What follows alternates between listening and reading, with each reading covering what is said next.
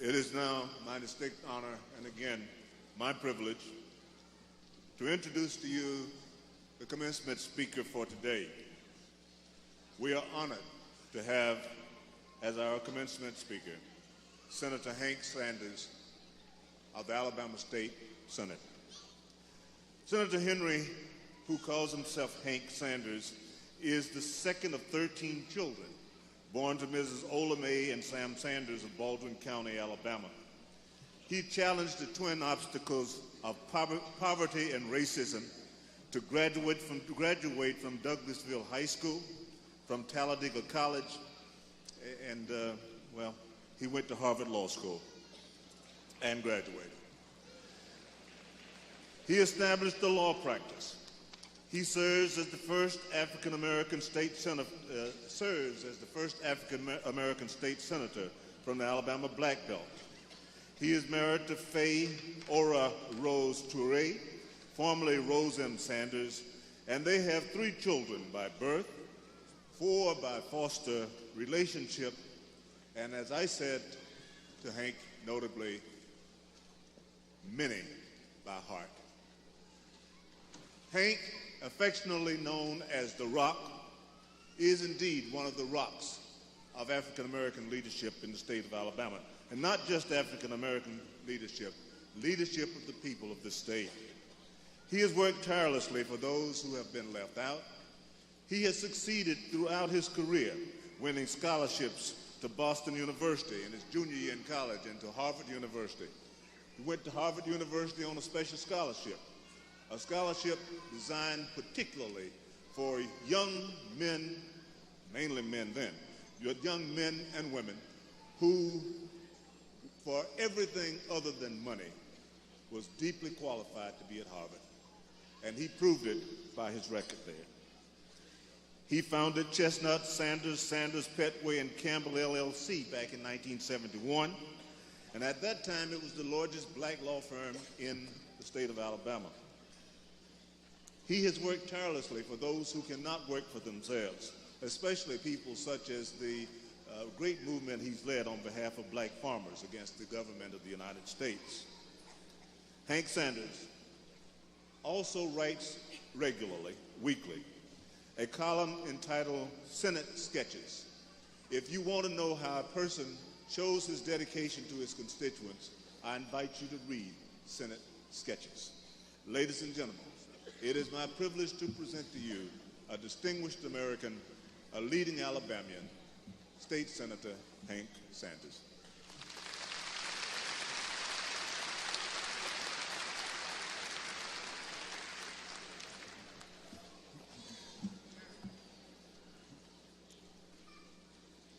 My brothers and sisters, which includes everyone, and I want to specifically include all of the 2013 graduates.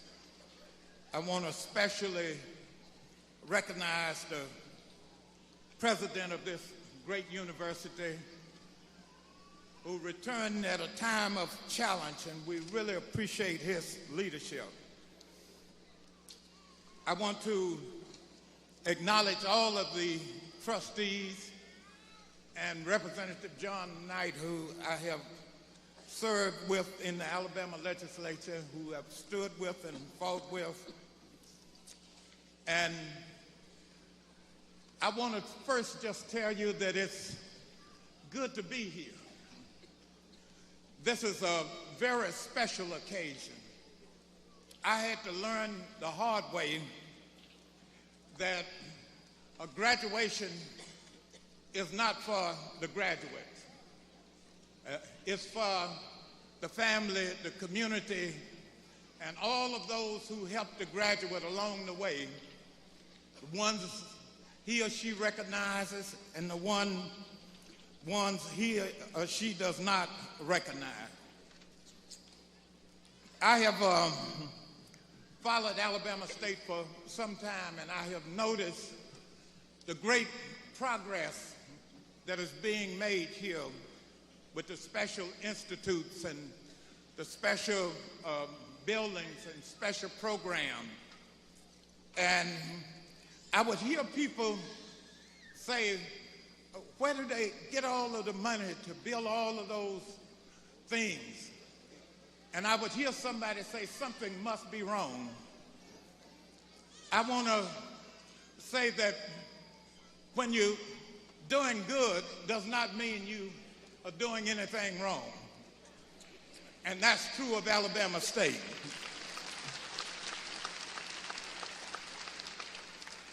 That's part of what I call the psychology of the oppressed. I recall when me and my wife built a nice house. We had been working with children, taking them all over the country, using our own money to do it. We built a nice house, and they claimed that we were taking the money, the children's lunch money, to build a house. That's the psychology of the oppressed. But I want to address you with the theme, take what you have and make what you need. My mother had 13 children, and so she didn't have, but she found a way to always take what she did have and make what she needed. I never heard her once complain about what she didn't have. She was creative. We had rice every day, but we didn't know we had rice every day because one time it was rice and gravy, another one it was red rice, there was another one it was mackerel and rice, neck bones and rice, beans and rice, black-eyed peas and rice.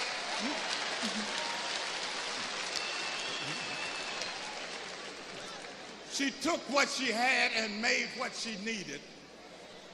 And that's our challenge at this time. And that's specifically a challenge for Alabama State University, and specifically a challenge for the graduates of this school. I want to make 4 points. First point is the power of self-examination. The second point is the power of our history. The third point is the power of doing our best. And the fourth point is the power beyond our power. When I was a boy, I was 16, and we lived 5 miles from my girlfriend. So I used to walk 5 miles to her house and 5 miles back. That was 10 miles every time I went to see her. And I know some of the young folks say, you sure must have loved that girl. We just didn't have a car. But anyway, her mother had all of these rules about what time you had to leave. And it started out I had to leave at 8 o'clock on a Saturday night. Then I could stay until 9, then to 10 because I was a good boy, and finally to 11. But she wouldn't go beyond 11 o'clock. So one night I went there and her mother wasn't there. And so the girl persuaded me to stay until 12 o'clock. Ever since Adam and Eve, we've been blaming the women.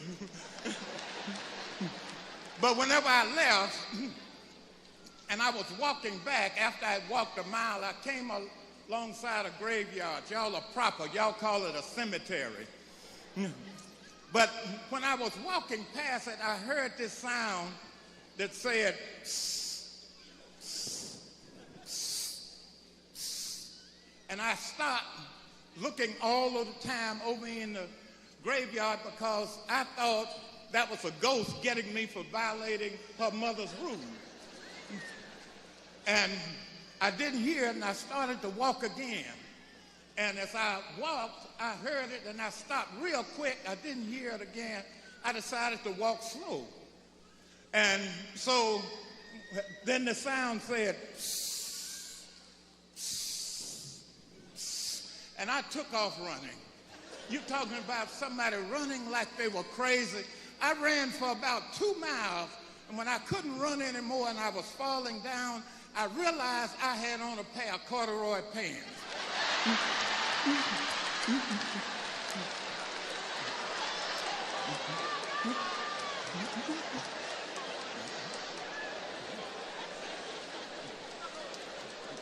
But I learned a powerful lesson from that. When you hear something, first examine yourself.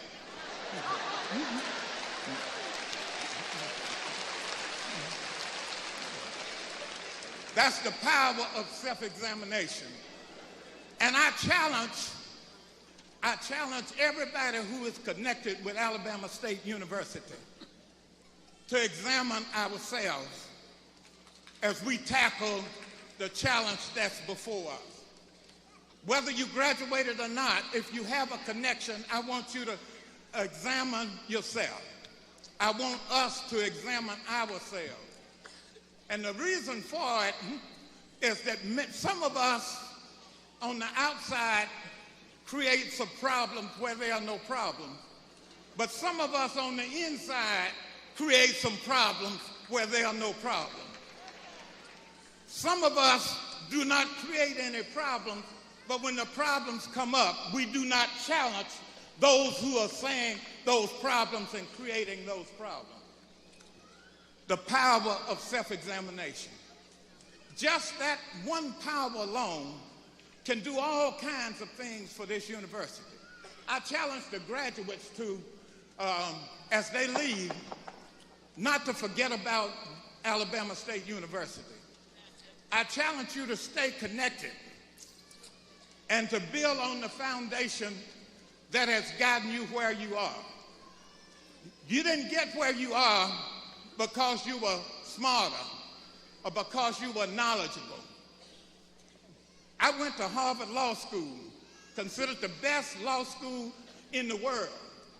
But I know I didn't get there because I was smart. My mama had a 7th grade education, and she was smarter than I was. My daddy could not sign his name. He stopped in the 1st grade, and he was smarter than I am. Where I stand, if I can reach a little higher, if I can see a little farther, it's because I'm standing on their shoulders and on the community shoulders and on the shoulders of everyone who helped me. The second point I want to make is the power of history. We sometimes think that history is something in the books. Alabama State got a history. Every one of us has an individual history. We have a family history, a community history, a church history, a school history. And that history is just so powerful. And so I challenge you to get to know your history. When I was about 13 years of age,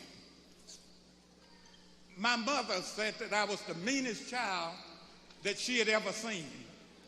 Everybody in the community agreed that I was the meanest child that they ever seen. I didn't think I was mean. My rationalization was simply that they started it, I just finished it. My mother told me that I was too mean to live, and that if she brought me into this world, and if she had to, she'd what? Take me out. This one day, I don't remember what I did, but I made her so mad, she said, "Boy, you're just too mean to live. If I had my axe, I'd chop your mean head off." And I stood there a little while, and then I got up and went outside, and I got the chopping block. A chopping block is a piece of wood that you lay on the ground and put the piece of wood you're chopping on top of that, so when the axe go through it, it will not go in the ground because the ground would dull it. And so I got the chopping block under my right arm. I got the axe in my left hand.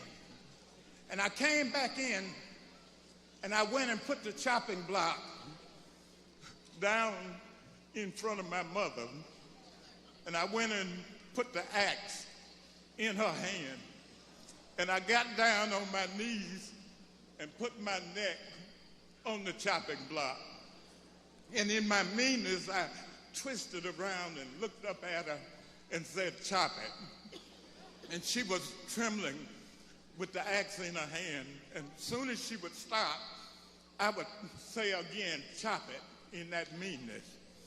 She put both hands on the axe and raised it, and my brothers ran and held her.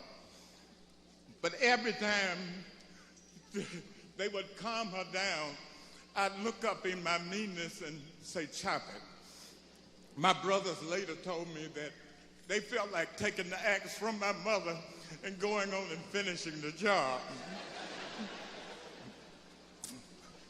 But 3 days later, I was out in front of the house, and my aunt from New York, we call her Aunt Cat, her name was Catherine Ridge, came down, and she saw me and she said, "Boy, what's wrong with you?" We didn't have any telephones or anything like that. Nobody, she didn't know about that incident. And I said nothing. I didn't say nothing. I said nothing. And she asked me a couple of more times, and I kept saying nothing. Then she went over and sat on the steps. We lived in a 3-room house. At one point, it was 9 children, a mother and a father, living in this 3-room house. And that was 11 people. Now, I don't mean 3 bedrooms. I mean 3 rooms, a kitchen, a middle room, and a front room. And she put her arms around me and kept asking me, and she said, "I can look at you and tell something is wrong." And eventually I said, "Well, I'm too mean to live." And she said, "Why do you say that?" I said, "Well, my mother said it." She said, "You are one mean rascal, but you're not too mean to live." She said, "Let me tell you something." She said, "When your mother was your age, she was the meanest person that any of us had ever seen. And let me tell you something else. When your grandmother was your age, she was the meanest person that any of them have ever seen." She said, "Your grandmother grew out of it." She said, "Your mother has this 7th grade education now, but people come from miles around to get advice from her. She gives so much advice, they call her Lawyer Sanders, and she's never seen a lawyer." And I decided at that point that I would try to grow out of my meanness. If I didn't have the history of my mother and my grandmother, I would not know that I could grow out of it. I could read about it with somebody else, but to know that my mother, and she was not going to ever tell me she was as mean as I was, and that my grandmother, and she wasn't going to tell me. That's the power of history. I wouldn't be standing here today if my aunt had not told me that piece of history. Alabama State has a long and powerful history. You need to know it. Your families have powerful histories. You need to know it. You have histories you need to share with your children, because that's the power of history. If you understood the history of Alabama, if you understood the history of the South, you would understand the attacks on Alabama State University that are going on now. If you understood that history, you wouldn't have to ask, what is somebody doing wrong? You would know within the context of that history, an institution like this can't do too well without folks start attacking it on the outside and attacking it on the inside. The third point is the power of being our best. I just told you how poor we were and how bad things could be. But when things got really bad, my mother would sit us down. We had one chair. She would sit in the chair. She would make us sit around on the floor in front of her. And then she would say, "Children, things are always kind of bad with this big poor family, but they are real bad now." And then she'd go silent for a few seconds. And she'd say, "But don't y'all worry. I'm at my best when things get bad." And that was just so powerful, because it lifted our spirits, because we knew she was at her best when things got bad. I hope that I have a little of that in me. I hope that you have a little of that in you, because we have to be at our best when things get bad. You can look around now and things are getting bad, not only in Alabama, but a lot of other places. Serving in the Alabama legislature, we are under attack every day. Our right to vote is under attack. When there's an opportunity to get Medicaid for 300,000 more people, that's under attack. They're passing all of these laws attacking public education. Is under attack. I could go on, but the point is that things are real bad, and we have to be at our best. So graduates, Alabama State is under attack. You have to be at your best. Everybody here who's connected have to be at your best. We can't leave it to somebody else. When somebody is telling you something happened, just say, where did you get that from? Is it true? Tell me how you know that. And you will watch them not have any facts and how they will go quiet. You don't have to say you're lying. You don't have to say I disagree with you. All you have to do is ask for the facts. And the final point is the power beyond our power. I had a brother who had to leave Alabama, and his sentence was to never come back into Alabama because it involved a white person. But he went to New York and he graduated, lived with Aunt Cat. He graduated and from high school and started working with somebody who was picking up things from the airport. And in picking them up, he eventually decided, well, I could start my own business. But he underestimated what all it took to operate a business. And so whenever things got real bad and something broke down on his truck, he couldn't pay anybody to fix it, so he had to take what he had and make what he needed. He had to fix it himself. Back at that time, we had these hand jacks. And so he would jack up the car. On this occasion, he'd jack it up on one side and put wooden blocks on it, jack it up on the other side and put wooden blocks on it, jack up the two back sides and put wooden blocks on it. Because if you didn't, somebody would take your tires. They'd get them a set of tires. So this day he got down on his back and he was going under, and he was going feet first for some reason. I don't understand that. But he was using his elbows to push himself. And something happened, and the boards, the blocks shifted, and the truck fell on him. So somebody ran upstairs and got Ruth. His name was James, her name was Ruth. And Ruth came down, and the very first thing that Ruth did was she ran around and got 6 men to get the truck off of James. And for some reason, they decided to try to lift the whole truck. So one got on each of the corners and one got on the two sides, and they were trying to lift it, and it didn't move. And they decided it was because they were not working together. And then they decided to count. 1, 2, 3, lift. 1, 2, 3, lift, and the truck didn't move. Then they decided to all get in the front where he was, but making sure there was enough space so no one stepped on him and he could get air. They were 1, 2, 3, lift. 1, 2, 3, lift. And the truck didn't move, so they stopped. And Ruth asked them to try one more time. They said, we know we can't do it because we have already tried. And she kept begging and pleading with them, and she started crying and praying that they would just try one more time. And they kept saying, we can't do it, we know we can't do it, call a policeman, call a fireman. But Ruth knew if they did, the fireman came or the police came, it would be too late.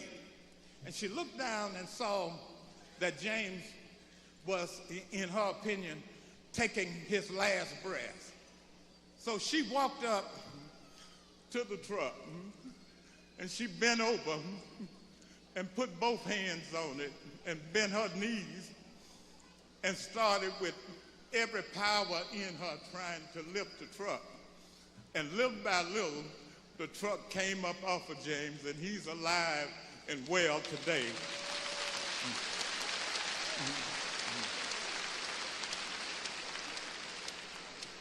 When you talk to Ruth about it, she says, I didn't know that I could lift a truck.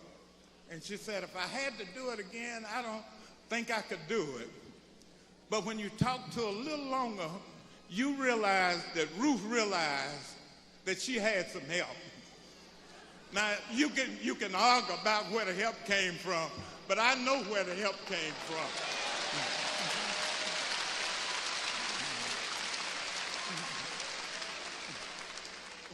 Graduates and all of the people connected with Alabama State in any kind of way, I think it's important to notice that the help that came didn't come while she had somebody else trying to lift the truck off James. It only came when she put her own hands on it and began to lift with everything that was in her power. There's a truck on our communities. There's a truck on our families. There's a truck on this university. And we have the power to lift it off. All we have to do is put our hands on it and lift with everything that's in our power. And if we do that, we will have some help. Because that power comes when we do everything we have, when we take what we have and do everything we can with it, that extra help will come. I know because we face great challenges every day. As I take my seat, one of the greatest challenges that we have right now is the effort to try to strike down the Voting Rights Act. They talk about just striking down Section 5 of the Voting Rights Act, but it's the heart of the Voting Rights Act. If you reach into my body right now and take the heart out, the rest of it will die in no time at all. That's the way it is with the Voting Rights Act, and that's why it's so important that we do everything we can. I say to you, remember to examine yourself. I say to you to remember the power of history. I say to you to remember the power in being our best.